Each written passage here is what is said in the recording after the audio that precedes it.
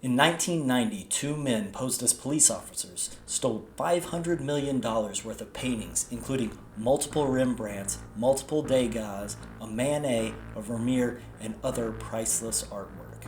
This was the most famous heist in American history. This is the Isabella Stewart Gardner Museum heist.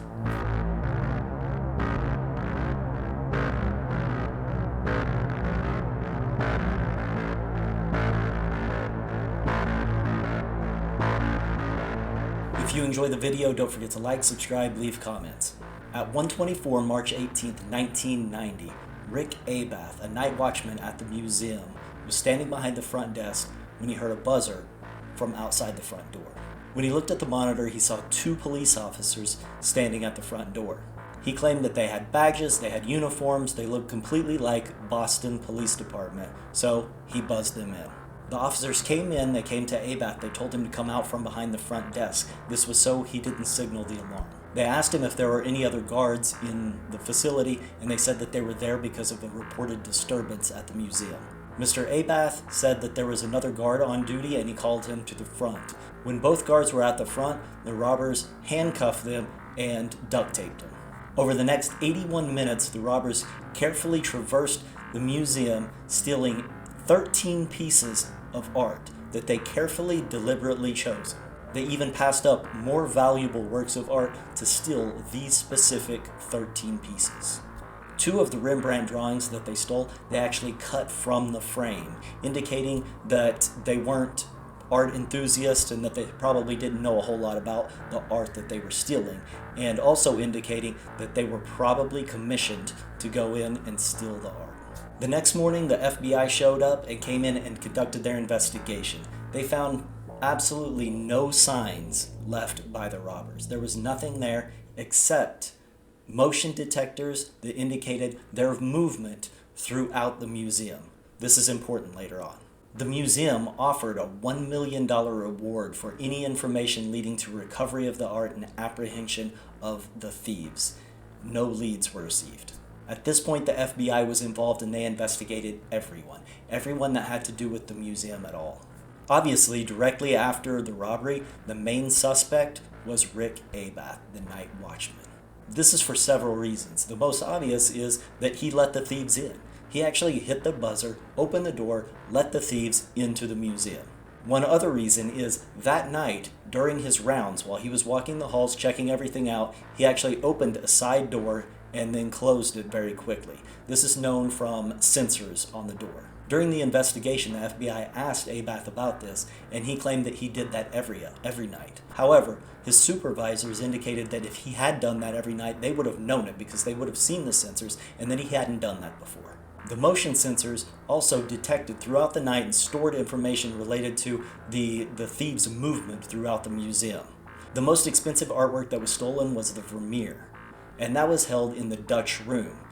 The motion sensors indicate that the thieves never actually went into the Dutch room. The only person that was in the Dutch room that night was Abath when he was making his rounds. This sounds very suspicious to me, but at the same time, the FBI conducted their investigation, and Abath maintains his innocence today, and the FBI, they cleared him as a suspect. They never arrested him, so after this, the FBI just focuses on the usual suspects. And number one usual suspect at the time in Boston was Whitey Bulger. The FBI investigated Whitey Bulger, and he always maintained his innocence, but people to this day still believe that he had a hand in the robbery and that he sent the artwork to the Irish Republic Army. Another mysterious clue came in 1994 when the museum received a mysterious letter from an anonymous person that was claiming to be negotiating the return of the paintings. The anonymous person claimed that the people who currently had the artwork wanted to return it at this point because it had previously been stolen in the first place to negotiate a lower prison sentence for someone that was in prison, but that was no longer an option. Remember this, because this is going to come up later. The anonymous person claimed that the thieves wanted $2.6 million and complete immunity. To verify that the people actually had the paintings, they were able to provide information that only the museum and the FBI knew. If the museum was willing to negotiate the $2.6 million and complete immunity, they wanted the museum to publish a coded letter in the Boston Globe. The museum saw legitimacy in this for obvious reasons. They contacted the FBI. The FBI contacted the Boston Globe, and the coded message was published. A few days later, they received a second letter that said that they saw the coded message, they saw that the museum is willing to negotiate, but they feared that the FBI was involved, and they never heard from them again. In 1997, the FBI encouraged the museum to up the reward to $5 million, which they did. In 2013, the FBI revealed that with a high level of certainty, they had identified the thieves, and that the thieves were associated with the Merlino Gang, which was a Boston gang that was associated with the Boston Mafia. The thieves that were identified by the FBI had died just a couple years after the robbery, and were obviously no longer available to investigate. However, a person that was supposedly involved with it was arrested in 2012. His name was Robert Gentile. Robert Gentile was given a lie detector test where they asked him about his involvement in with the heist, and he claimed that he didn't have any involvement and completely failed the lie detector test. So they brought him in again and gave him another lie detector test. This time he said that he had seen the paintings and he passed. And from then on, he again claimed that he didn't have any involvement. If the Merlino gang was involved in any way, they investigated several other members, and nobody was saying anything. Then comes the final case of Bobby Donati. Donati's name comes from a man that was in prison named Miles J. Connor, and he was bringing up Donati's name and trying to negotiate a lower prison sentence for himself. So take what you will from that, a guy in prison trying to negotiate a lower prison sentence. Is he telling the truth? Who knows? But there are several things that come up in this that add up. According to Connor, Donati had worked with Connor on several art heists before. By the way, Connor was in prison because of art heists. Like, he was a known art thief and had been successful and had actually negotiated short, reduced prison sentences previously by handing over art. So at this point, Donati, who was his associate, thought that he could get Connor out of prison, or at least reduce sentence, by handing over some stolen art. So this was all in the words of Connor, that Donati set up this, was the mastermind of this, in order to get Connor a reduced prison sentence. There were also people that verified this. Donati had told several people in prison that he was trying to get Connor out of prison and that he was the mastermind behind the bank robbery, and that's what he was going to use the artwork for.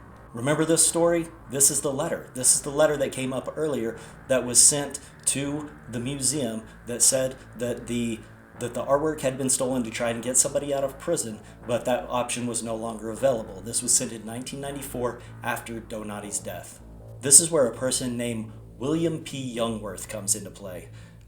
He was an antiquities dealer and obviously a criminal. Connors brought up Youngworth's name to the FBI, saying that he had the art. That's the person they needed to talk to, at least to find it, and was hopefully going to use this as leverage to get out of prison. The FBI investigated Youngworth, and at first they didn't find anything. But in 1997, Youngworth went to a reporter from the Boston Herald.